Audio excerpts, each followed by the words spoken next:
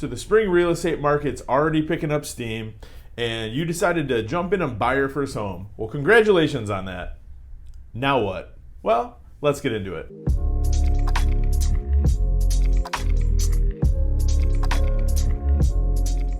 How you doing? I'm Derek from M1 Realty. I'm the broker, owner, founder of the company. Started here in Ferndale, Michigan in 2014, and now we've grown into the largest real estate firm in the city of Ferndale. We've got an all-star team of agents. Whether you're looking to buy, sell, invest, rent, whatever you need, we've got you covered. So the spring real estate market is well underway. Things are ripping and roaring right now.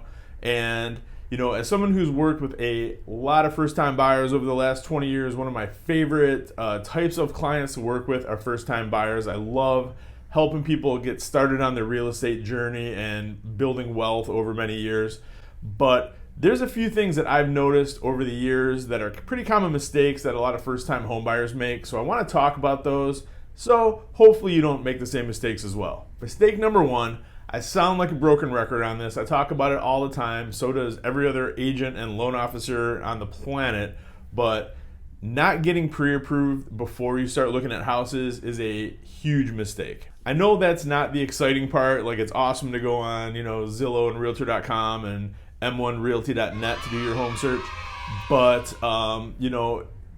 it doesn't do you a whole lot of good to look for that house. What if you find that absolute perfect dream house? You absolutely have to have it, but it's gone before you can get pre-approved because you didn't take that first step of getting that pre-approval. I know it's not the fun part, but it's absolutely necessary for a number of reasons. First and foremost, depending on what type of mortgage you qualify for, that kind of dictates what type of house we need to look for. It's very, very common for first-time buyers to utilize an FHA mortgage, which is absolutely fine. The only issue with FHA is there are certain requirements that the house has to have in order to qualify for that type of a loan. With FHA, a house needs to have, pass certain safety standards. I mean, there can't be big gaps in the concrete. It has to have like handrails. There can't be peeling paint, just things like that. So in short, with the FHA mortgage or VA, thank you for your service if you qualify for a VA, the house has to basically be move-in ready and livable. It can't be really much of a fixer-upper. So it really doesn't matter how handy you are. If the house isn't going to qualify for FHA, you ain't getting it. So we're not even going to bother looking at some houses. But we don't know that until you get that pre-approval. Without a pre-approval, you don't really know your true buying power because there's a lot of factors that go into that pre-approval. It's not just credit score and income. There's debt to income ratio we have to think about. So if you have, $200,000 in student loans, you might not qualify for as much of a mortgage as you think. But we don't really know that until we get all your information to a loan officer who knows what they're doing, and they can break it down, let you know exactly what you qualify for, what your buying power is.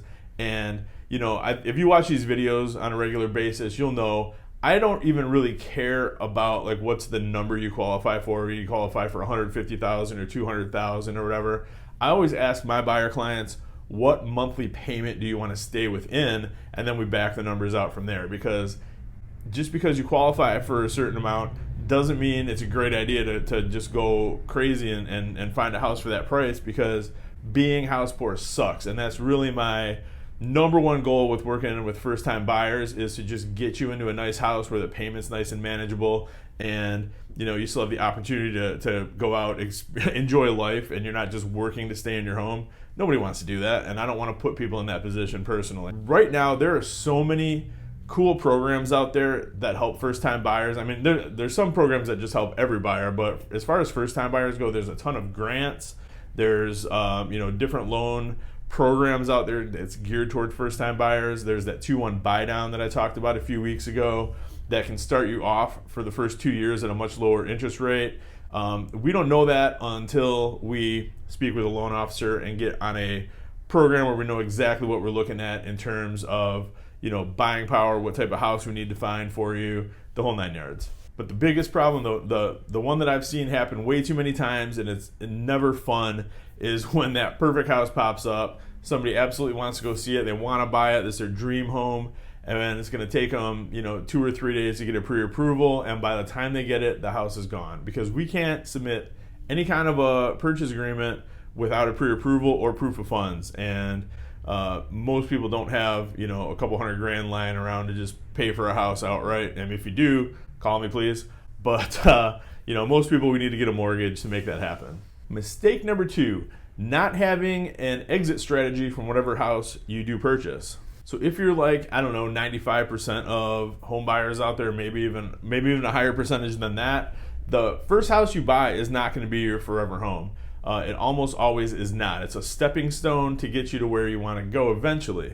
So for that reason, we always have to keep one eye on getting you out of that home when you're ready to move up to the next house. So that means, maybe, typically, and not in every case, but typically for your first home, you might not get every single thing that you want from this house, because you're going to utilize that first house and the equity that you get out of it when you sell it. You're going to put that towards the down payment on your next house, and maybe your next house has everything you want. Maybe that is your forever home. But we need to kind of be cognizant of that fact when we're purchasing that first one, knowing that on average you're going to live there 7 years or less when you're ready to buy, until you're ready to buy the next house. So we need to make sure we have a strategy in place, making sure that you get as much equity as you possibly can to set you up for that next purchase. So really the main goal with that first house is just to set you up in an area where we're positive it's not going to go down in value. I mean, crazy things happen with the economy. There's no guarantees ever in life, but in real estate it's pretty predictable, and we can make an informed decision and get you set up in the correct location for that first house. All right, mistake number 3. Don't at me on this one, but I've just seen it so many times over the years, and I almost hesitate to include it in this video, but I think it's important enough that I should probably bring it up. Is don't let mom and dad make your decisions for you when you're buying your first home. I mean, it's an exciting time period. I mean, there's a lot going on. It's your first, big, adulthood step a lot of times. I get it, trust me. And I'm guilty as charged too. When I bought my first home, my mom and dad came with me for, on almost every time I went out with my agent. I mean, they were there every step of the way. I get it. Your parents have your best interests at heart. Grandparents, aunts, uncles, brothers, sisters, whoever it is. They want you to succeed. So I get it. They're coming from a place of contribution. Sometimes they can tend to do more harm than good, though. I've seen it a lot of times, and the most common reason is they're just not objective. They want what they want for you, not what you want for yourself. So you have to kind of keep that in mind while you're looking. And this is a huge decision of where you're going to buy your first home. It's probably up to this date, more than likely the biggest investment you're ever going to have made in your entire life by a lot. So you need to be smart about it. But at the same time, it's your decision. You have to live your life for yourself. You can't do things to, please other people.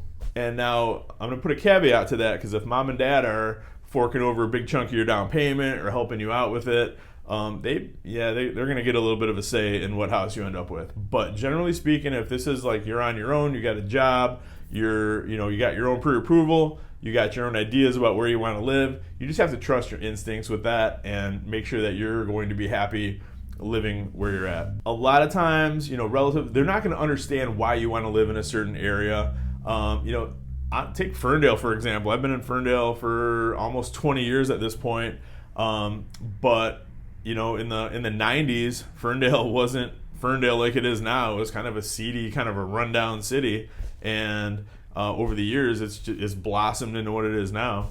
And I've had instances where I've had a client where I sold him a house in Ferndale. He still owns it to this day, but his mom was adamant that a certain other city that is near Ferndale was the way he wanted to go, because they had that's where they had lived back in the 90s, and their perception of Ferndale was completely different from what it is today. But I'm happy to report that he's, it's only a few blocks from my office here, and he's sitting on about $150,000 worth of equity now. So I think he made the right decision. And I get it too, that same house that you're going to pay, $250,000 for, yep, it sold for $45,000 in 1990. But that's the same reason why you can't go and see Nirvana on tour today.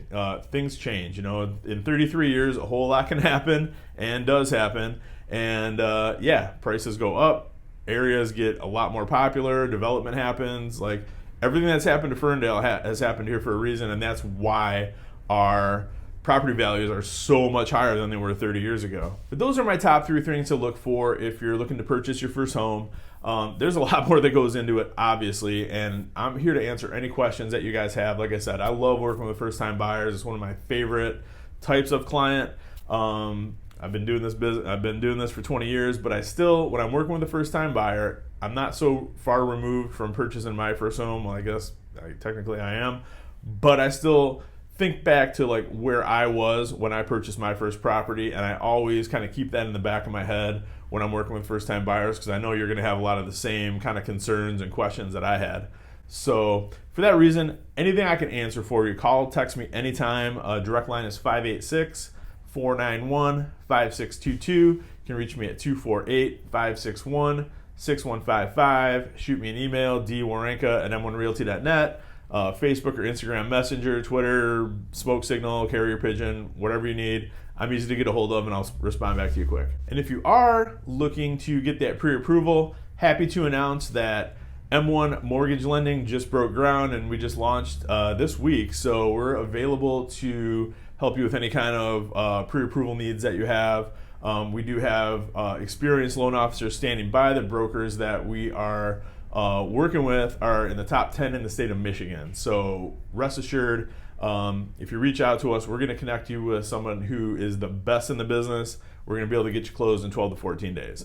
That being said, just whatever company that you get pre-approved with, make sure they're reputable, make sure you do your homework.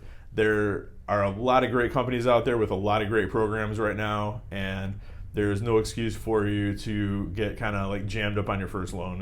It should be a non-issue. And once again, thank you so much for watching this, guys. I really appreciate it. Love making these videos, love interacting with you guys. So if there's ever anything I can do to help you out, reach out to me. And until next week, talk soon, have a great one. Thanks a lot.